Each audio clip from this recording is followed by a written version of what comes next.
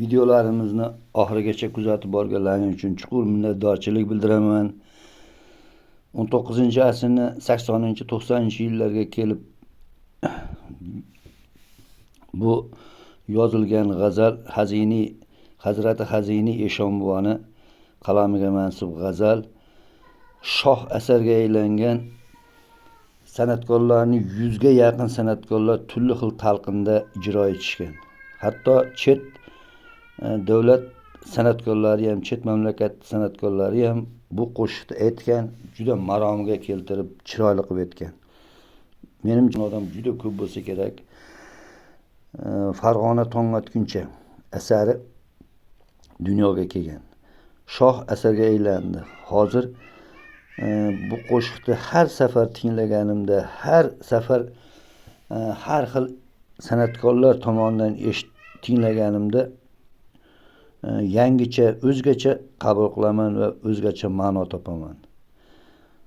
Barchalaringga mana shunday yaxshi kayfiyat, yaxshi qo'shiqlarni eshitib, mehnat qilishda videolarimizni kuzatib borishlarini istab qolardim. Ushbu yerimizga ismaloq ekish maqsadida yerni obdon tayyorladik. Begona o'tlardan tozaladik, tekisladik, ariqlarini olib, pushta qilib, bunga urug' sepishga harakat qildik. Urug'larni sepib, chiroyli qilib, Allohdan barakasini so'rab,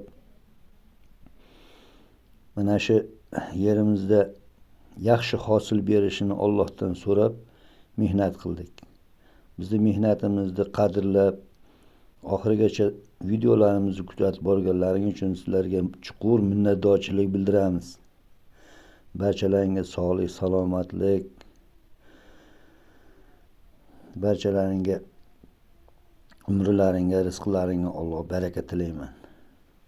Urug'lar unib xalqqa butun parandayu darandalarga, barchalarga ozuqa bu. Xalqni ne'mati bu. Qolaversa o'zimga daromad. Shuning uchun mana shu dehqonchilik sirlarini o'rganishda tomorqachilik kanalini qilib borayotgan, ko'rsatib borayotgan, targ'ibot qilayotgan barcha videolarni kuzatib borishlarini so'rab qolaman. Barchalaringga dehqonchilikda yangidan yangi turlarini o'rganishimizda Allohdan kuch-quvvat so'raymiz, barakasini so'raymiz. Barcha yillarimiz fayzli, barakali bo'lsin. Bizni videolarimizni doimiy kuzatib boringlar. Bizni qo'llab-quvvatlanglar, obuna bo'linglar. Dehqonchilikka, qishloq xo'jaligiga, agronomiyaga, umuman tomorqa